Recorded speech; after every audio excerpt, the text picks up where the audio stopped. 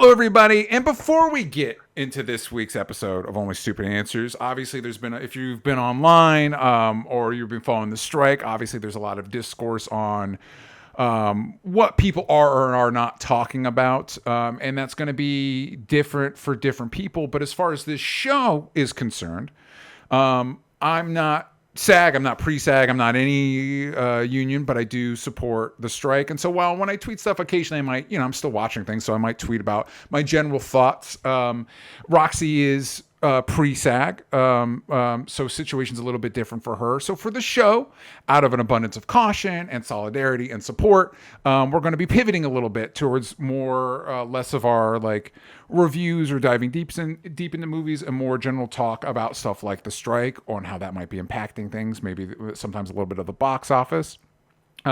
Also, aliens probably in the coming weeks. Right, Roxy? Yes, because in the same way, do you remember I couldn't stop watching on YouTube the Johnny Depp Amber Heard trial, giving you updates. Yeah. When I was watching this 2.5 hours of aliens, it was 500,000 people were watching it live.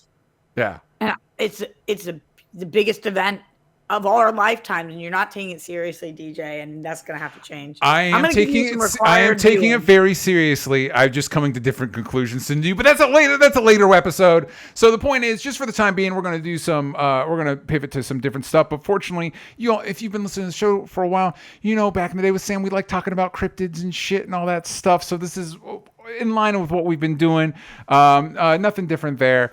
And of course, Roxy mentioned before we were recording this part of it that subject to change. We're getting new information all the time. We're playing it by ear. But for everybody that's sticking with us, I think we got some fun stuff planned to talk about. So stay tuned for all that. Hello, everybody, and welcome back to Only Stupid Answers. This is the show where we answer your questions about movies, TV shows, comic books, who is mommy and daddy. With me, I'm your host, DJ Wooldridge. With me, as always, is Roxy Stryer. Hi, Roxy. Hi. And today we have a very special guest. Lon is joining us again. Hey, I'm here. How you doing, man? You are Lon is mother today. Roxy is daddy, and I'm your creepy uncle. I don't know. No, if I'm daddy, you can be zaddy. That's okay. Thank you. I'm the fun uncle. Funkle's a real term. Lon, before we get it, we got so much to talk about today. So much bullshit to wade through. Before we get into that, what are you up to? What are you doing? What should the kids be checking out? Oh, who are you? Where can they find you? Who am I? Who am I? My name is Lon. Yeah. You could find me on Twitter or X. You can find me on X at LONS. You could still call it Twitter. I think we're still calling it Twitter. Yeah. I'm on all the other ones too. And I got Lons on most of them, so you could find me on Blue Sky there if you're there instead. And I write for Honest Trailers. I write for Some More News. I write for a bunch of different. I've done stuff for Rotten Tomatoes in the past. Fandom. You've seen me around.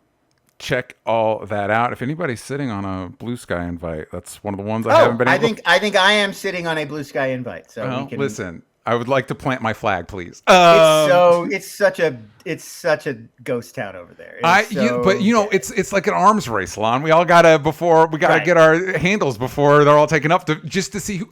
I'm bummed because I feel like Threads is going to be the one, but it's like I don't want to give another win to Zuckerberg, man. I think Threads had that advantage of everybody's already on Instagram, so it was so easy to just like, bloop, I'm on Threads now because you were already in the system, but. It sucks. I think most people recognize that it sucks, and most of the people being active over there are brands. Like, I don't know. I don't feel like I've seen the X killer. I'd love for there to be one because I think the guy who owns X is bad. But I so far haven't opened one and played around with it and been like, yes, this is capturing the X experience I love. The X experience. Like a minute into the show, and so far I've just been on such an opposite page of both of you guys all day. Wow. You love Threads? You love X? Yeah. Yes, and yes. I'm on Big Sky also. I didn't know we got invites.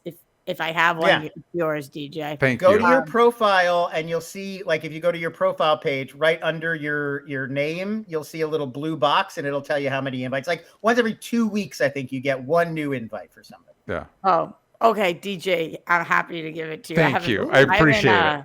I haven't skied anything yet, but I am on there for the exact reason. Yeah, I think that's the problem. I think everybody's going over there and grabbing their plot of land, but I don't think people are participating yet, and that's the problem. So Threads, I'm loving. Like, couldn't be loving it more. It's like reading old school blogs. Yeah, it's exactly. People are using it but it's still not doing what I need it to do, which is have news and hashtags. Those are the two reasons I use Twitter. X. Exactly. It's not replicating the experience. But it's I don't think it's sort of fun. I mean, it reminds me a lot of Facebook and Instagram. I don't know if it's different enough, but it's fine. It's just not. It's not an X killer, at least not yet. Elon Musk is the X killer. I think we can all agree on that. No, Elon Musk is the Twitter killer. Twitter's now dead. And it's X. And it's being resurrected as X, like the Phoenix coming out of the ashes. When you saw the Phoenix, you were like, Before we move on, you guys read that thing about PayPal, right? Back when he owned PayPal. We're gonna get into it. Don't get ahead of me, Lon. Don't get ahead of me. I was trying to get some good article sources for it, but all of them were like subscribe to. And it's like, come on, I'm not gonna do that. I'm not gonna. Sorry, New York Times, not gonna do it. Before we get into that, little business up top. Of course, if you want to watch the show live, if you want to listen to it ad free, if you want to check out, Roxanne and I are going to be doing some FAQ episodes. Spider-Versity, that's how I do. You can do over that at patreon.com/onlystupidanswers. If you listen to this on Spotify, every week we ask a question. Last week's question was, who do you think the villain of Superman Legacy should be? Merrick said, I think it's going to be a few minor villains, and the whole movie is going to be snippets telling this Superman's various adventures leading up to now as the introduction to DCU. And Stormy Wood says, I wish it weren't another Lex, but I think it will be. I would rather see Brainiac. Lon, do you have a horse in the race of who you think the Superman Legacy villain should be? That quote could have come directly from my own brain. That's exactly how I feel. Like I love Lex Luthor as a character. Yeah. It's not an anti-Lex thing. I think Gene Hackman absolutely killed it. Classic movie performance. Love that guy. Love that role.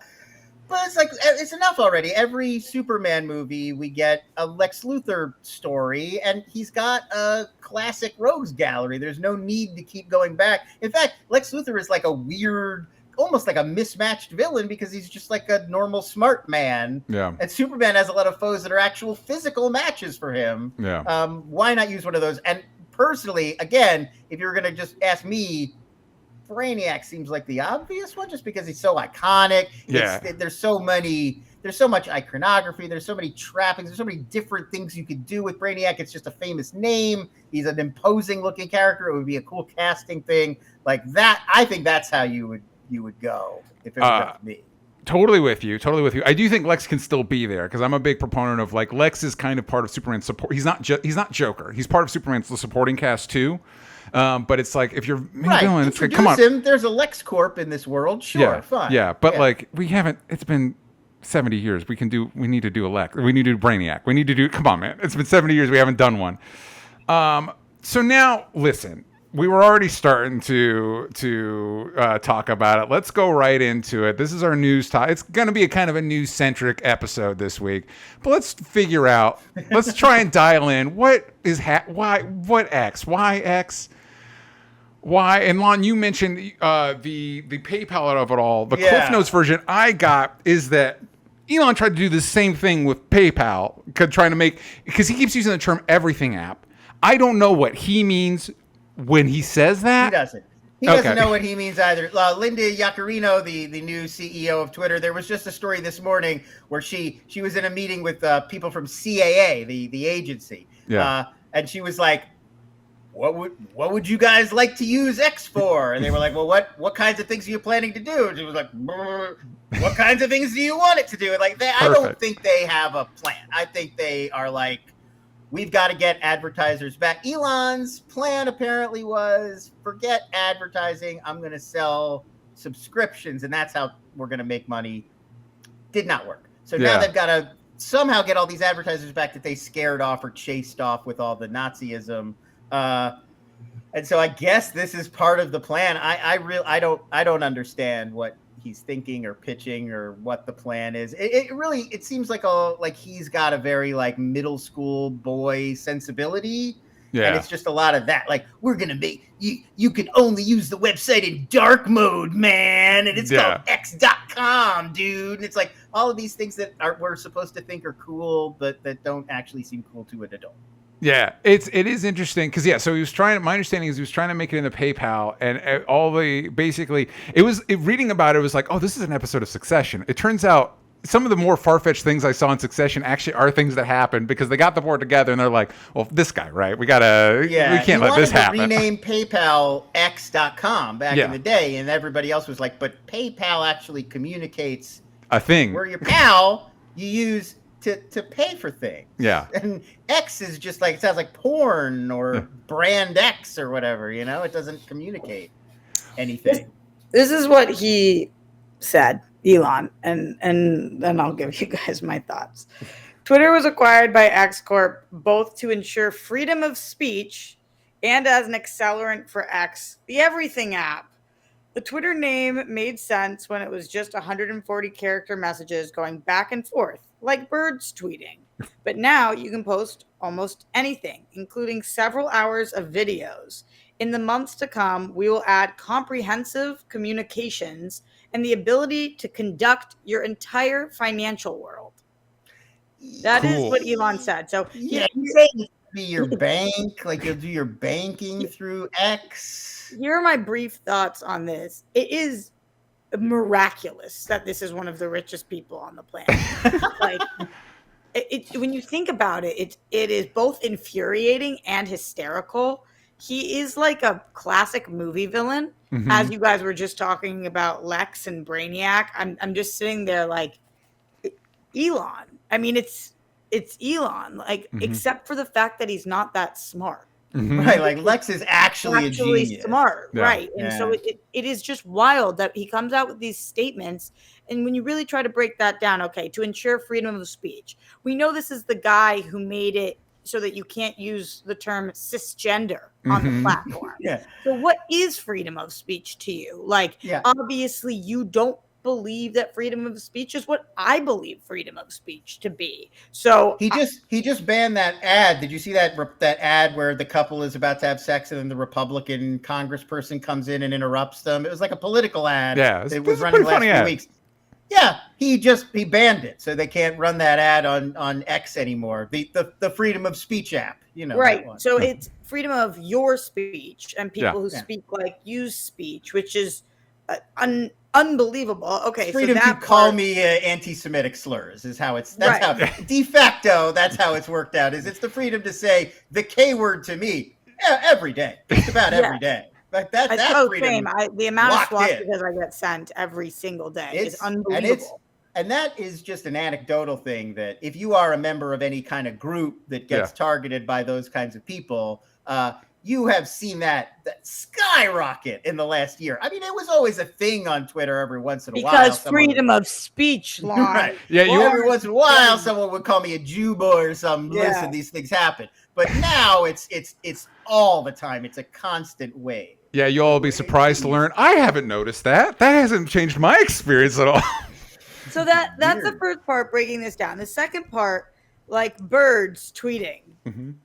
Okay. I feel like he typed that and thought he was so clever. Logo was a bird. You guys are like birds going back and forth. Well, that was the idea though. Like the Twitter home logo is a birdhouse and they're called tweets, and it was using like a birds tweeting kind of overall metaphor. I think that was when we all liked the app. So like, and now he's saying that's still what we use it for, right? I'm not posting multiple hours of video. Several hours of video.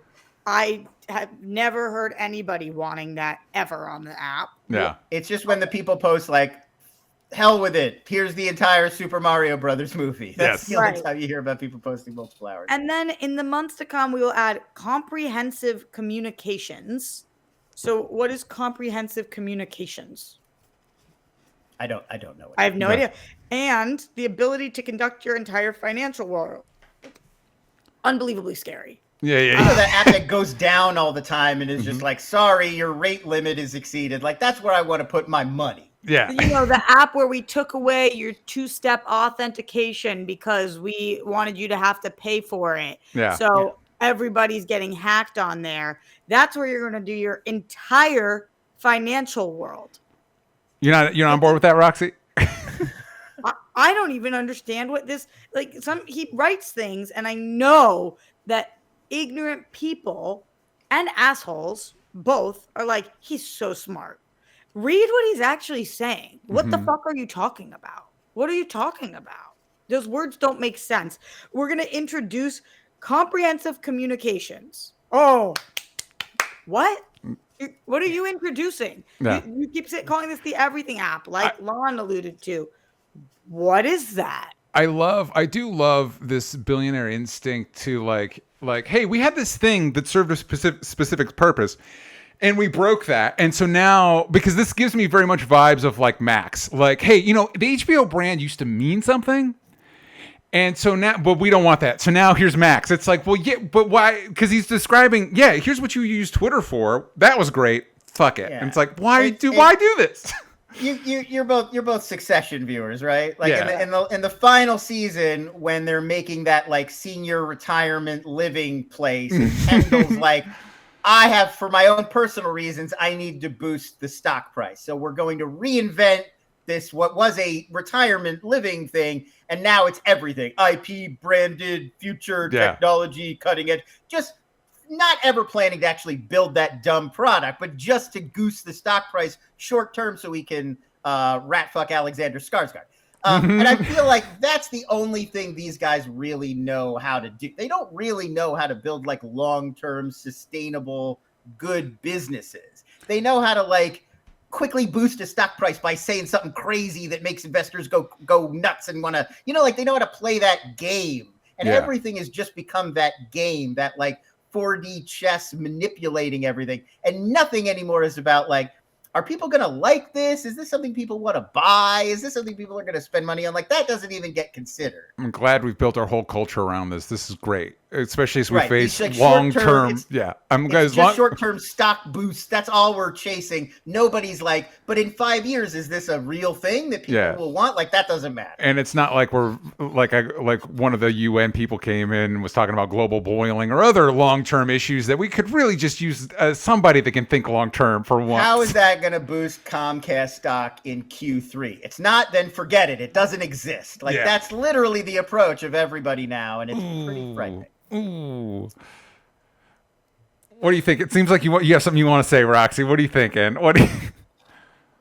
Just looking into like remembering the name of his kid, whose name I've never been able to pronounce. The XAE. Oh right, X squared, whatever, square root. Grimes baby.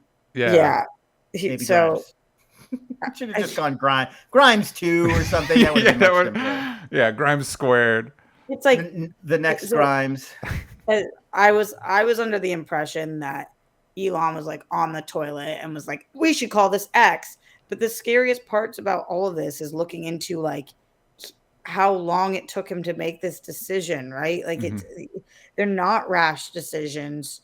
They're thought out decisions, which is just so much worse. So he reacquired X.com months ago, and then changed it legally to X Corp or whatever it was, and then did this. Like there are potentially underhanded reasons to move company names and stuff too. I mean, he saddled Twitter with a ton of debt, and I was reading people being like, this might all be a plan to like one division goes bankrupt and the other bails the other. He could have some financial manipulating thing, which is the reason for X.com. Like that's why Google is now like Alphabet. Like there's no Alphabet. It's Google. You're still Google. You just what does it call you? There's all sorts of like weird, crazy SEC stuff going on with some of this too. Potentially, I don't know if that's it. But this guy, John Ehrlichman, put out a tweet saying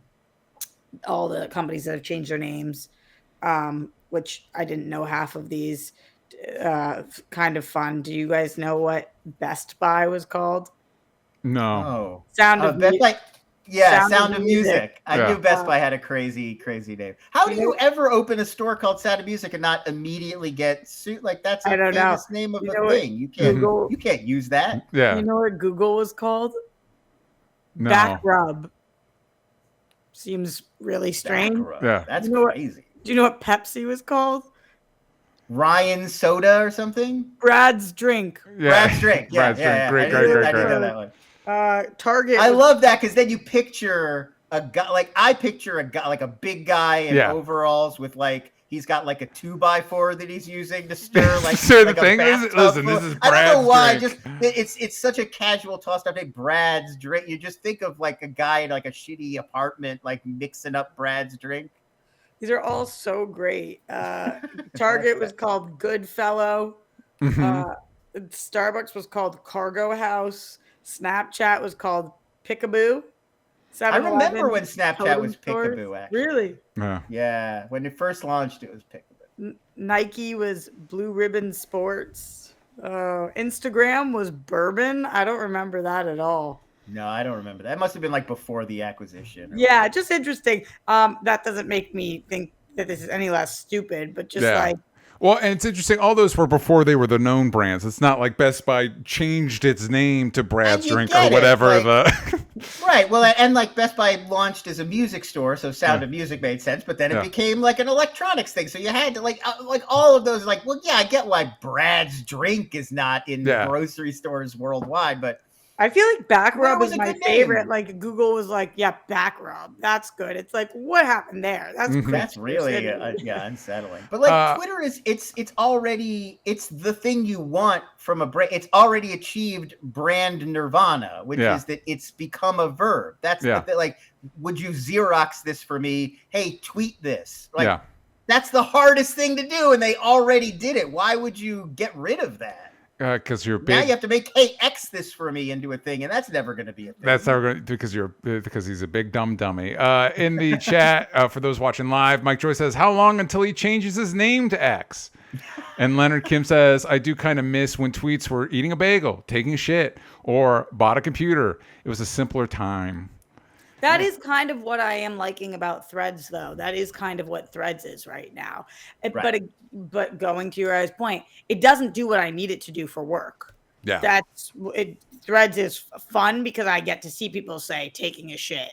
But I don't get to the lack of hashtags, so I can't see what you guys think about a certain topic is really annoying, and it doesn't have news. And now I don't know how your Twitters are populating, but the news on Twitter for me is relatively useless at this point. Yeah. Like the shit that they put on there, I'm just like, where's the news? And it used to work so much better. Like that's the thing is it's been downgraded. And like, why are you downgrading this great service? Like, I get that you have to make money, but making it worse wouldn't be part of it. But listen. Speaking of billionaires ruining things, we're in the middle of a double strike, SAG WGA strike. And of course, the SAG strike had a bigger impact on ComicCon because, of course, San Diego Comic-Con specifically is known for its big Hall H panels with celebrities and stuff like that. And the studios were like already kind of feeling the vibe that wasn't going to work out. So a lot of them planned on not showing up. Roxy, you were there. For like all of it, right? Did you left maybe a couple days early, but you were like there. You were doing the whole Comic-Con thing. Yeah, I was there for a couple of days. DJ, did you make it into the convention? For like 20 minutes. Yeah, for like a few minutes, and I noticed it was early. It was early one of the mornings, and it was still pretty crowded on the floor. And it makes sense because they didn't know that the celebrities weren't going to show up till like the fucking days before. But I was still a little bit discouraged by how minimal the actual comics presence still was, despite that. I guess part of me had kind of been more optimistic, feeling like, well, the big studios aren't here, so maybe like we'll get more comic stuff. And I guess the sea change there wasn't enough time for that to have happened. I thought that Artist Alley though was the best that it's been in the 8 years I've been there. I didn't have a lot of time to spend in Artist Alley, so I wouldn't have had a good gauge of that. They really so all the other companies, the big studios, they had like very little. Lon, have you been into the convention? Have you been to ComicCon before? Oh yeah, many times. Yeah. So for anybody who hasn't, it is like DJ just showed a picture of. And it just picture any convention you've ever gone to, but usually the big studios will have like their own kind of block that is very large. There will be a sign above that says their company name. You can kind of see it from anywhere, and you go, and it's this big space. The big studios this year had tiny little booths and no big block. And the places that had bigger blocks were like the Skybounds of the world. Yeah. So I was like, oh, this is interesting. And then Artist Alley, which is where all of the art is, the original art, was jamming. Like just because usually it's like an alley kind of. And this was like if you think of it being A, B, C, D, E, F, G, which is everything before Hall H. Yeah. Like maybe 2 full or 3 full letter sections were Artist Alley. It was massive. Yeah. When did you first go? Like, what was the first year you went to Comic-Con? 8 years ago. So like, and you've probably been mid-teens, like 2014 or something, like 2015. Yeah, because I started going in, I think 2007 was the first year I went, or 08, and that was like the tail. Like this is what it used to be like, as I understand. When I started going was like the end of this era when studios started taking over more and more of the space, and Hall H just became like, here's what movies are coming out, like the big showcase. But before then, it really was more like most of the convention floor was like Artist Alley and like booths for publishers or comic book companies or artists or writers, and it was a very, very different vibe.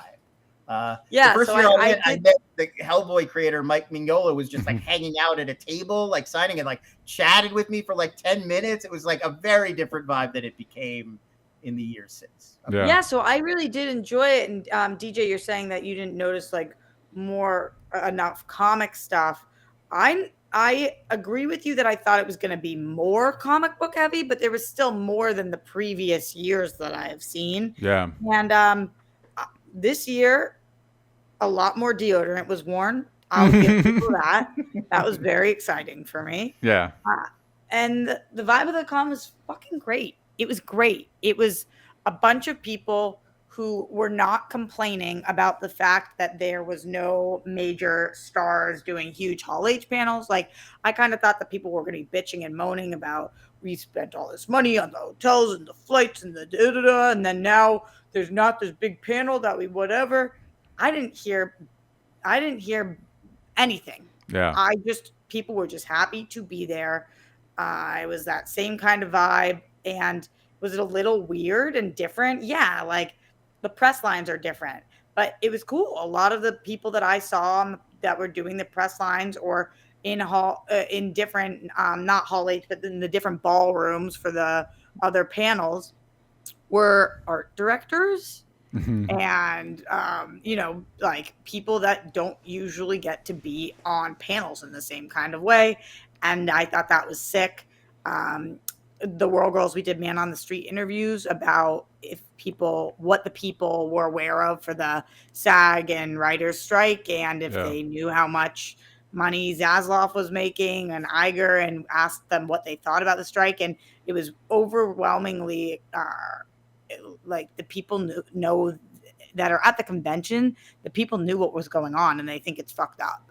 And that was exciting to see. The people outside of the convention had no idea what's going on. I mean, because we're in such a bubble that I was like, or my Uber driver was like, isn't it crazy that people think that AI shouldn't take over their jobs? And I was like, no, I don't think that's crazy. Do you think AI should take over your job? Yeah, he's got one of those jobs they think AI could take over. Yeah. What are you talking about? Yeah. And he's like, I just feel like, other than, this is, I think, an exact quote of his, other than Denzel Washington, I want to watch all AI or something like that. And I was like, What? I don't. I think like people just they've had such little experience with it. They're seeing just these little flashes of it. It allows your mind to create whatever you think AI is going to be. Right. You fill in the details. I'm hearing AI can write better scripts than people. Right. Like you just computers don't make mistakes, right? Computers are perfect, right? Yeah, like computers therefore, like when you put them in a calculator, it never gives you a wrong answer, right? So if you tell the computer, make me a show, it's going to be the best show ever. And I've said this before, I feel like there's been a concerted effort, whether it's intentionally to prepare us for AI, it's definitely the kind of like making content more algorithmic. Like, listen, we're not going to talk about it here today, but I just watched all Secret Invasion. You know what I mean? Like, that's not, if there was any show better built to be like, hey, get ready for when machines just make this shit and shoot it in your brain. That shows that's what that show is designed to do. I also recently had this thought watching Transformers: Rise of the Beasts. There are a few scenes. Did either of you see Transformers? I did. Yeah. There are a few scenes where individual Transformers will literally take a step forward and be like, I am Arizor, I am a bird, and I come from here. I am Optimus Primal, and I do this. And it's just, it really does. It feels like that South Park AI where they take one step forward and like, I think Kyle should do this. Step back. And then the next character steps forward. Like, it does feel out. That movie was not made by AI, but it feels like it could have. But again, it's like you could just feel that this is what they want it to be. Fucking McDonald's, where they would just slap the meat onto the patty and shoot it to the customer. And unfortunately, the assembly line nature of it, and it's fortunately, I feel like going back to your driver, Roxy, I feel like it's working on some people. They're like, yeah, sure, fucking shoot the content into my brain. Because when you are hearing that from people that you're listening to, and no shade to any particular podcast, but like it depends on who you're listening to. If you're listening to Joe Rogan, you're going to feel one way. If you're listening to Jordan Peterson, you're going to feel one way. You know, people have opinions on this, and opinions are like assholes, as we know. Everyone has one. They're just not understanding that. Like, if you haven't had a breakup, if you're AI and you've never been dumped, you haven't lost anybody, you haven't gotten married or fallen for somebody, you've never had children, you've never been to a funeral, like it's not the same. It's not the fucking same. And you're seeing all these AI right now. I think it was Disney that spent $900,000 to bring somebody in to train their most recent AI. And that's Netflix, thank you. And they're having issues too with copyright material because these AIs are getting they're copywriting. Yeah. Well, they're being trained on, everything. So they're being trained on stuff, podcast, maybe this show. Like, we don't know.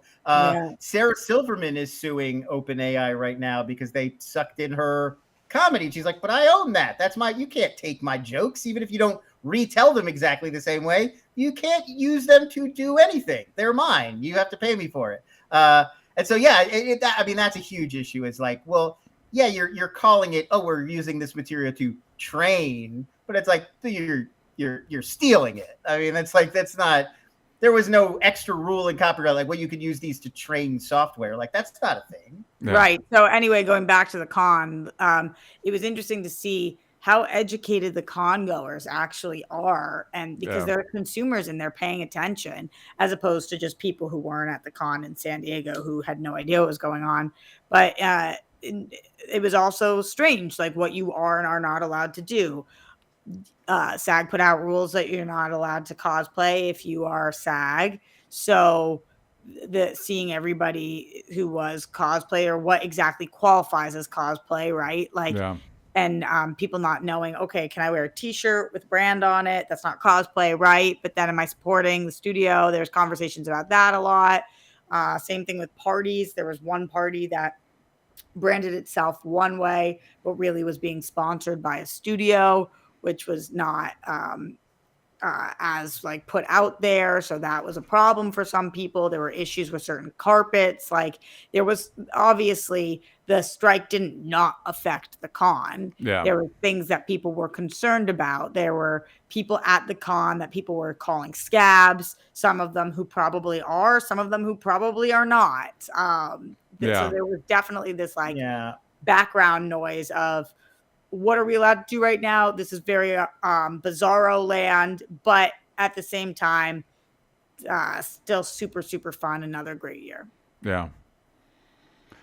I feel like they're kind of, and I'm not saying people should scab or break the rules. Don't. I'm saying don't do that. But I also feel like they're putting all these rules. They're making it sound very scary on purpose because they kind of maybe just want to scare people out of promo. Like, I don't know if there's necessarily somebody with a clipboard writing down the name of every single person who tweets positively about a TV show for the next year.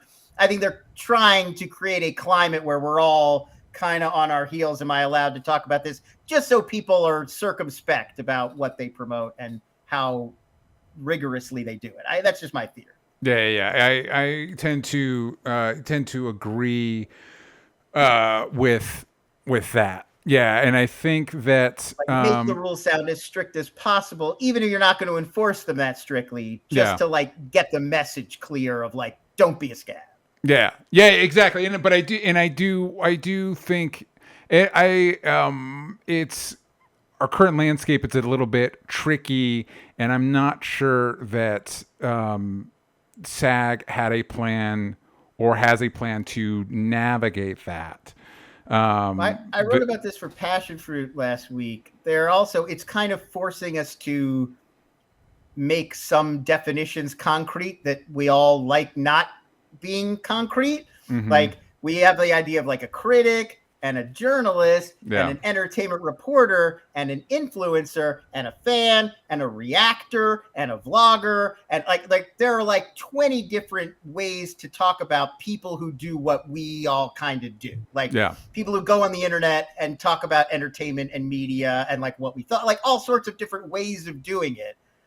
And there aren't good definitions. It's all kind of overlapping. Like everyone, if I came up with a name, and I'm not going to call people out, but if I came up with a name and threw it out to people we all know, we would all probably have different definitions for like, what's the difference between what that guy does and what that lady does and what that person does. Well, we could even use me, for example, Lon. Like if you throw out I don't want to call anybody out, but like, you are kind of an influencer on social media, but you also are on like podcasts and you do reporting and you're a reviewer and it's very confusing. I wouldn't call myself an influencer or a critic, but I do both those things. Yeah. Right. And you're an actor and like that's that's what I mean. It's so many people that we know and we work with are five different categories. Multi-hyphenates is not something that any strikes have had to deal with in the past typically, because usually people are in one arena. And so SAG is sort of trying to say like, well, you could be an entertainment journalist, you just can't be an influencer. And it's like, what does that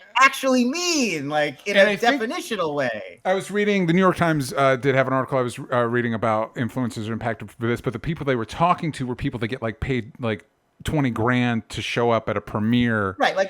And I think the spirit of the law getting the big brand deal. Yeah. And I think the spirit of the law is the spirit of what they're trying to do is they don't want people doing that instead of like Margot Robbie going on like Margot Robbie's not allowed to go on Hot Ones. So now we're going to reach out to this influencer to do that instead, that sort of thing.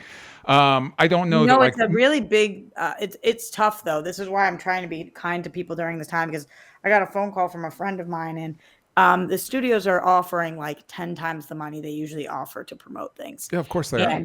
And these are people who this is their livelihood and they're not in the union. Do they have hopes of maybe joining one day? Yes, but they're being offered tens of thousands of dollars, which will pay their rent for, not as long as it should, but a long time.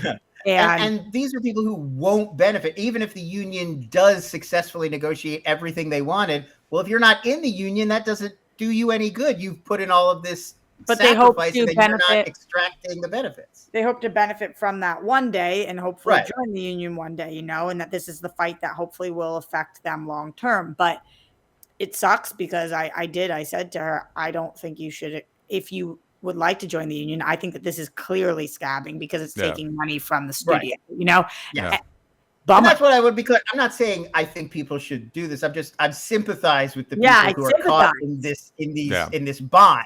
Because the studios are evil and they're offering so much money, and it gets harder and harder if you have children, if you have bills to pay, if you're hungry, with these people who are influencers but not journalists, and no qualified journalist would take money from a studio anyway for doing this, but it's like, it's tough. It's tough. Tricky, and everybody I know is we're all doing our best to try and figure it out, because at the end of the day, we do support what the strike represents.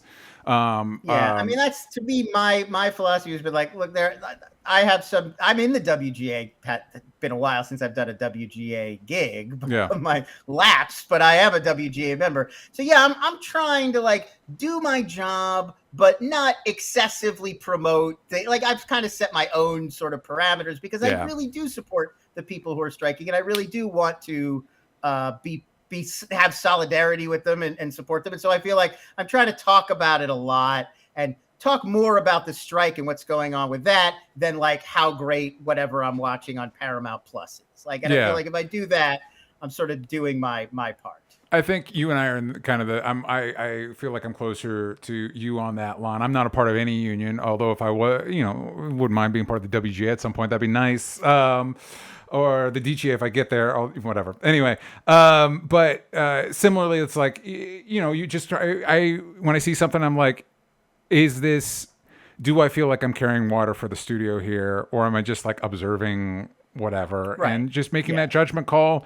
And if I fuck up, y'all can yell at me about it, because I'm not trying to be a dick, just trying to, especially people in our space. Studios aren't knocking on my door offering to pay me thousands of dollars to do shit. Right. So I'm just kind of doing some variation of what I've always done, because whatever, but we're all making our best judgment. But there will be a link in the description if you want to support those striking. Check that out. We do support the strike. We do support with their equitability. We support labor. We support all that stuff over here. So check all that out. And one of the open questions I've heard mixed things on, which leads us to our next topic, is the desire of, because I've heard some things that like, no, we still want the movies to do well. Obviously, you think about something like Barbie, which is a female led film. Notoriously, studios will do anything to like avoid making more of those. I'm thinking about Blue Beetle coming out in a few months. At first, I don't know if it's the first, but it's one of the few Hispanic led superhero movies. There's beyond putting money in the Zaslavs of the world's pocket, it does benefit communities, right? And so like the idea of, do we want the studios to feel the loss of not having access to their actors? But there's, I don't know whether we want the movies to do well or not. Fortunately for Barbie and Oppenheimer, they seem to have done really fucking great over Barbenheimer weekend. Together they grossed more than 511 million worldwide. 235 million of that was domestic.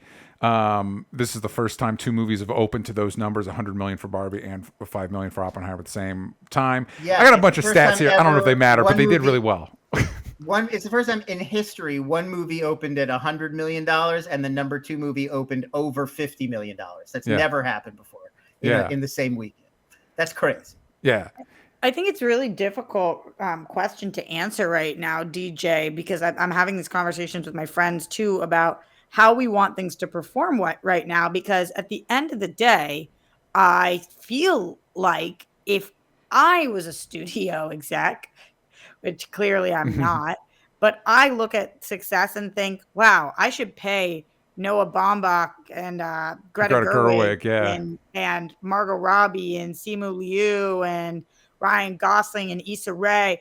I should pay them a lot of money because they, I can't sit here and say they haven't made me $1 billion. Like, I would think that would be proving the value of not having AI and the value of making sure on the next project, because Greta Gerwig is still an up and coming. I mean, she's amazing, but we don't talk about her in the same conversations that we talk about like a Spielberg, right? She's her first big studio picture. So, and same thing with Noah. Like, those are people that we want to see succeed and that clearly have earned spots in their field.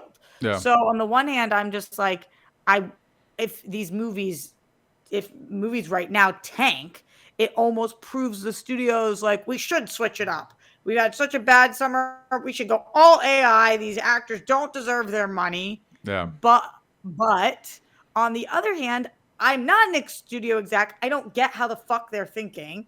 And somehow, some way, the more people who see movies right now, the more I feel like they're like, see, we did this. And now we have all this money and we can sit on it and we can bleed you guys out because thank you for your money and we're going to keep it. And now the strikes are going to go on until February because we all need your dollars. Like, I think that there's two sides.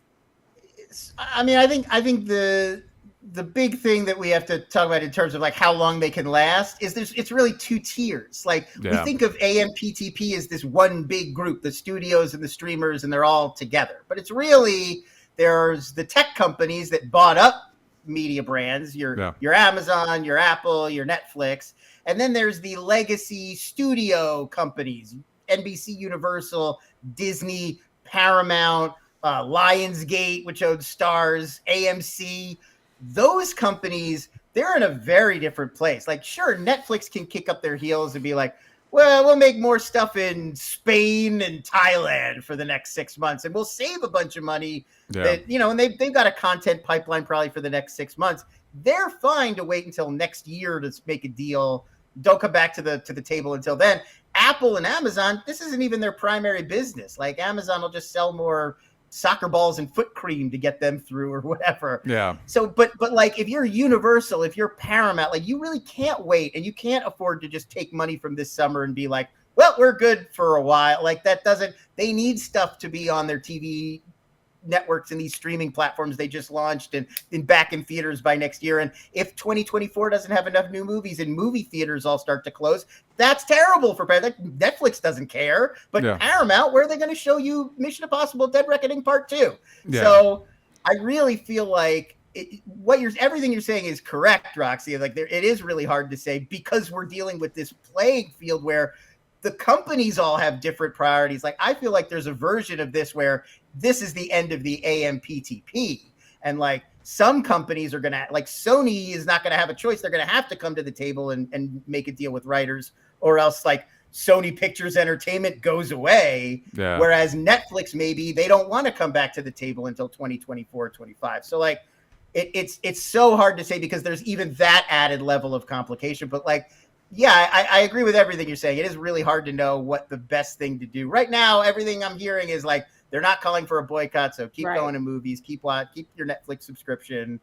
But that like, yeah, I don't know if that's the answer. Yeah. At some point, they might ask for a consumer boycott. I would not say that that's off the table, but they have not done that yet because they clearly don't think that that's the best plan of action yet.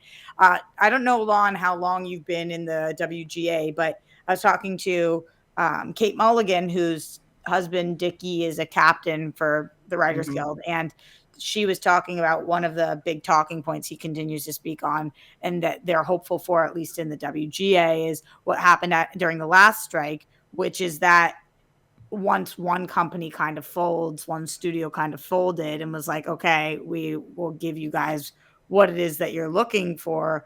It started with the smaller studios. So I guess at the time it was about whether what was she telling me that everybody had fired their agents because all the writers had fired their agents because the agents were being part of a packaging deal and they were making money based on how much money the movie made, so they weren't getting the best deals for their writers.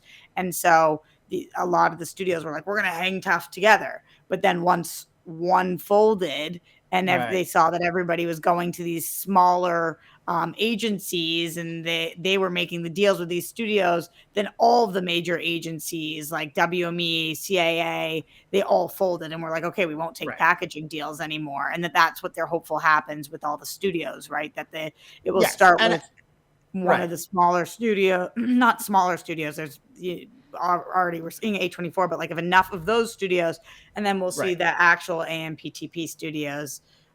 Because those are the companies where they're like if you're AMC, there are 100 different problems all coming for you right now. Like everybody's ditching their cable subscriptions, and AMC was relying on cable TV revenue to keep them going. The ad market has collapsed, and they're counting on selling ads on cable and on streaming. And So it's just like, AMC Plus launch, but it's hard to get people to pay for a bespoke AMC Plus subscription when there's all these bigger, more touted options out there with bigger shows. And so it's just like a perfect storm coming down on those. Like, those companies can't wait years to keep making new shows. They're going to run out of shows soon. Yeah, and you pointed out, Lon, before we went to air, Netflix is riding high off of like reruns of Suits, basically, which also, by the way, makes me nervous about the. It takes me back to your driver Roxy and this whole AI conversation because so much of content is enjoyed like for background noise for people, which makes no sense to me. Like when I'm watching something, I don't turn something on just to have it on. That's not how my brain works. I think it's maybe an age thing. Like this was when I was a kid in the 80s. That's just people just had their TV on all the day, and people were not watching it. It was just noise in the house. It was just like you put it on, so there was something. It was lively or whatever. And so I think a lot of us just came of age with that and still do it. Just force of habit. I'm not me, but a lot of people my age. Yeah, and so it's just the opposite too, though, Lon. I feel like it's the older generations that keep it on, and the young generation too, where like whatever they're doing in the background is a mindless kind of right. Yeah, they've all been diagnosed with ADHD. They need a bunch of stuff going on at the same time. It's always 4 screens at once. And sure, I mean that's generational. Did you guys see? I think it was The Onion where they had that like.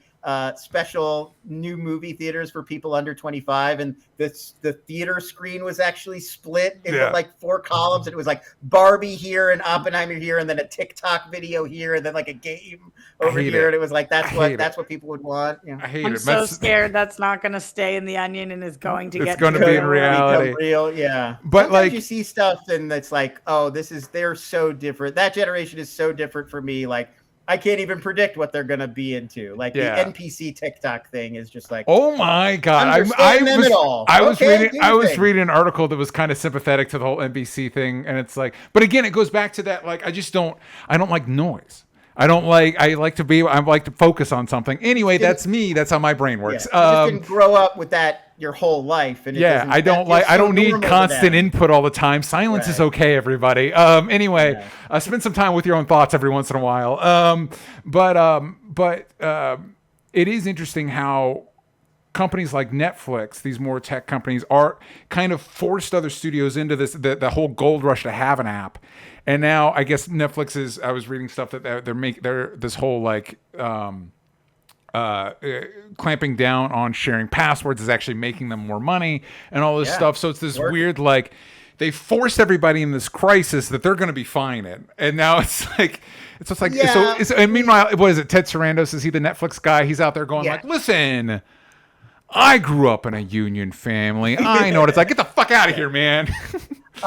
The cable carriage system that we used to have was like fine-tuned. It was messy and crazy and chaotic. Nobody liked the way cable worked, but it had been fine-tuned over decades and was like a pretty impressive system that really allowed all of these channels to flourish. Because the idea was like more popular cable networks like ESPN or Discovery would kind of like cover for the smaller, less popular ones like the Outdoor Life Network. And so you could have a variety of programming of different levels of interest and niche on one cable package, because the more expensive channels were kind of supplementing for the smaller channels. Yeah. And it was all just because of carriage deals. You were paying your cable provider that was then paying some of the money it got from you out to all these different companies that ran these cable networks. And by coming in, and Netflix came in and said, forget that system. We're just going to come right directly in your homes. And everybody was like, that sounds great. I want to do that too. So they took a hatchet to the entire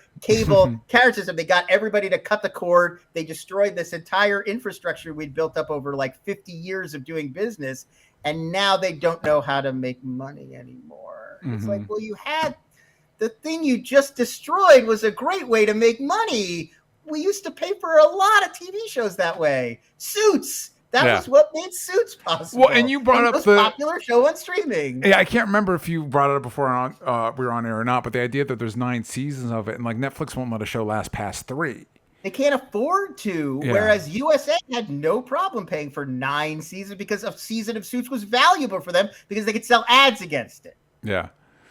Suits was syndicated after season 5, Suits is syndicated. You could put it wherever, you could sell ads against it. That's going to make you money forever. And that's why all of these shows from the old system, Big Bang Theory, Friends, Seinfeld, they're still beloved and watched today. And like, Wednesday was good. I liked it, but I don't think in 20 years people are going to be watching Wednesday. They just don't have that staying power because they don't last long enough.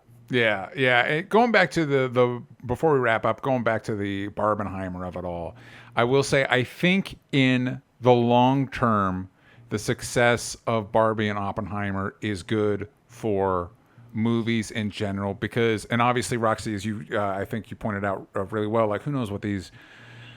Speaking of Suits, who knows what these suits think when they see this stuff? But I feel like the message is clear. They just greenlit a Polly Pocket movie, didn't they? They didn't learn anything. But it's like, hey, what if not everything was the same thing? What if it wasn't all Marvel? What if like here's an R-rated historical drama about the guy that made the atomic bomb. Here's a movie based off of a doll IP that really shouldn't be made into a movie, but Greta Gerwig found a way to make it fucking work. And you know what I mean? I hope that the fact that like stuff like Ant-Man didn't do so great. A lot of these big IP brands, fucking Indiana Jones didn't do so well. I've heard mixed things on Mission Impossible. The fact that this is something, as far as movies go, that's fresh, did really well. I hope the lesson is, well, shit. Audiences want new things. You know, we can't just plug in Oppenheimer's book into an AI and have it shoot out a movie. We need to rely on the creatives for that. And long term, that sends a good signal. Obviously, that requires people to pay attention to the right things. But I hope that's the message that comes across. I hope long term it's a good thing. Yeah, I'm super with you, DJ. I just feel zero confidence in my ability to predict what these execs feel. Yeah. For the exact same reason that even though he's not a big studio exec, but why when Elon says things, we're like, what? Like, yeah. I don't get it. Mm-hmm. I don't get it. And even I think I'm pretty business savvy. I think what you guys are doing is bad for business. I don't see a world in which what you guys are doing is good for business. So, I don't know how they're interpreting it. I just don't know. Maybe we should hire people that have long-term planning skills. That's instead of short-term gains all the time, maybe thinking past tomorrow. Lon, my one hope, I feel like the thing that anybody should be able to see, that I think no matter, there are other things going on too. I'm not saying this is the only lesson, but I think one clear lesson is the idea we've been coming back to for the last, let's say 10, 12 years, that it's really about a title and a brand and a character and an IP. That's what gets people into a theater. The movie itself, secondary. The trailer, the marketing, all that casting, all that other stuff, secondary. The thing you're selling is, this is the new Pixar. This is the new Marvel. This is the new Minions. This is the new X. You know, like that. That's been the thinking. And I'm not saying it was even wrong. Like for a while there, especially when movies were doing so well in China and overseas, like you got to go for the big, like whose picture is on the poster? Like what's the tagline? Like we need to make this as easy to communicate as possible. But I think that what we're seeing now is that era is sort of done. Audiences are kind of done showing up just because like, oh, I know who Captain America is. I'm going to go see the new Captain America. They can wait for streaming for that.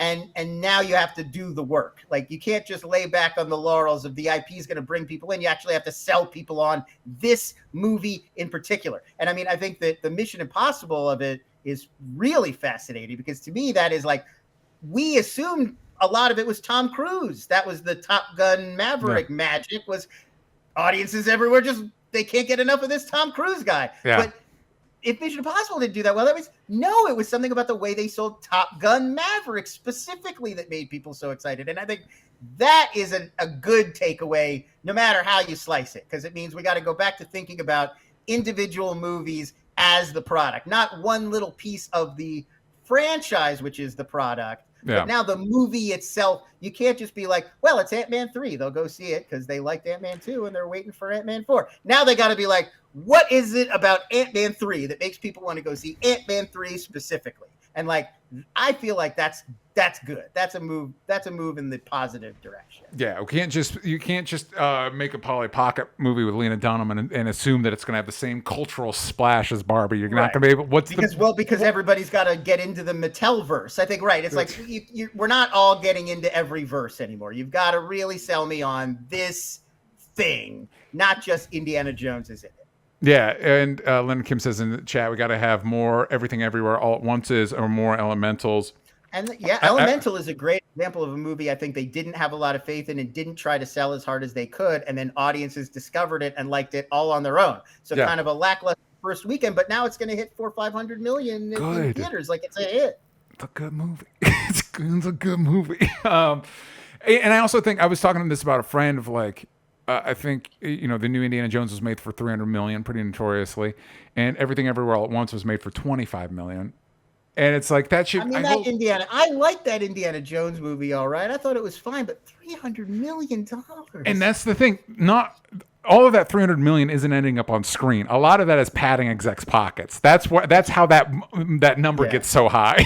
Did you see that Eric Idle tweet? That was one of the best things I've seen. Is he said one time I asked a film producer friend, when I was making movies in the 70s and 80s, movies cost $1 million. How come they cost $200 million today? And he said, well, it's a lot easier to steal $1 million if the movie costs $200 million than if it costs $2 million. Yep. So it's like, so that's a lot of what we're seeing. Yeah. That's what we're seeing. And so shareholders out there, all the shareholders that listen to this, maybe we'll get a little scrutiny to these CEOs and execs you're paying $25 million to. Maybe put a little spyglass to what they're doing. Maybe they're not making you as much money as you think.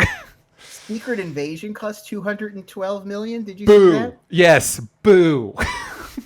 Boo to that. Well, they did a lot of rewrites. Like, I don't care if you had to film that thing 4 times. That's too much money. It's too much money. Boo. Anyway, a lot of shady shit. And Roxanne, you discussed this a little bit last week. I do hope it provides a little bit more scrutiny to the execs. I don't think that's the world we live in, but listen, hope springs eternal. Do you guys think that streaming services and all entertainment should legally have to release their numbers? Yes, absolutely. I think it's crazy that we don't make them do that. Like the SEC, like they've got to have all this transparency about their business practices, but then they could just be like, well, people watched 2.4 billion minutes of the first 30 minutes of this in the first 5 days. It's like, what are you talking about? Like, just give us the number. Yeah. And that's a big part of what's keeping these negotiations stalled, is that the talent needs to know how things are doing so they know how to negotiate for their next gig. Yeah. Yeah. Oh my God. Well, anyway, no brainer. Yeah, I agree.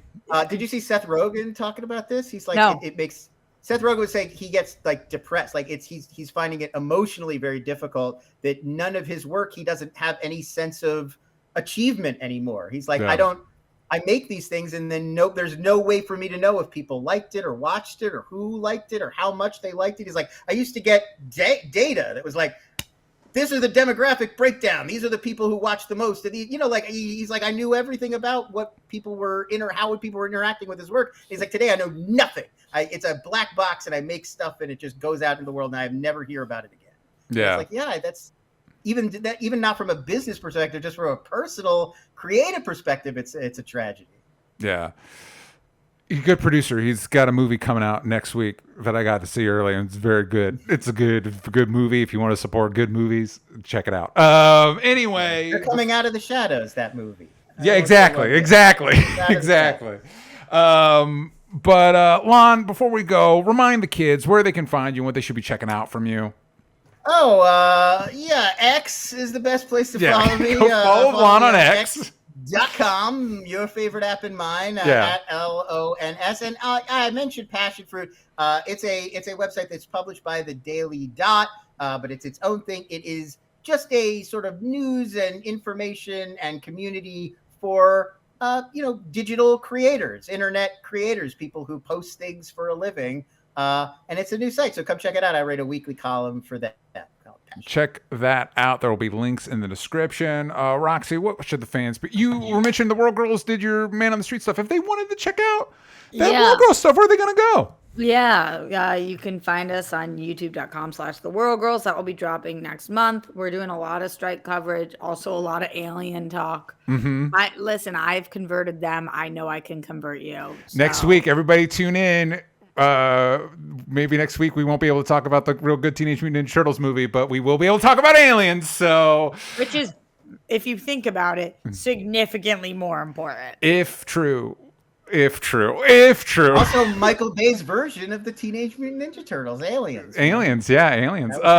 So check out next week for big alien talk. Roxy, wait, are you more X or are you more Threads?